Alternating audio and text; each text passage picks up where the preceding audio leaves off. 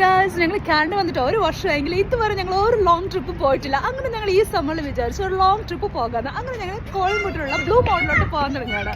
അങ്ങനെ ഞങ്ങൾ ബ്ലൂ മൗണ്ടിലെ വിശേഷങ്ങളായിട്ട് വരുന്നതായിരിക്കും.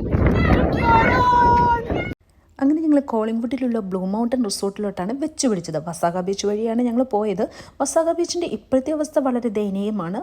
പണ്ട് ഒരുപാട് ഷോപ്സും കാര്യങ്ങളും ഒക്കെ ഉണ്ടായിരുന്നു. ഇപ്പോൾ ഡിമോളിഷ് ചെയ്യാൻ വേണ്ടി അവർ ഫുൾ തകർത്തിട്ടേക്കുവാണ്. അതുകൊണ്ട് അവിടെ വലിയ എക്സ്പ്ലോർ ചെയ്യാൻ പറ്റിയില്ല. അങ്ങനെ ഞങ്ങൾ ബ്ലൂ മൗണ്ടനിൽ എത്തി. ഒണ്ടാരിയയിൽ തന്നെ ഏറ്റവും ലാർജസ്റ്റ് മൗണ്ടൻ റിസോർട്ടാണ് ബ്ലൂ മൗണ്ടൻ റിസോർട്ട്. ഇത് ശരിക്കും പറഞ്ഞാൽ എന്തായാലും നിങ്ങളെല്ലാവരും ഒന്ന് എക്സ്പ്ലോർ ചെയ്യേണ്ട സ്ഥലം തന്നെയാണ്. ഒരു 40 to 50 ഷോപ്സ് ഉണ്ട്. Antique shops, resto bar, art gallery, അങ്ങനെ പല പല ഷോപ്പുകൾ അവിടെയുണ്ട്.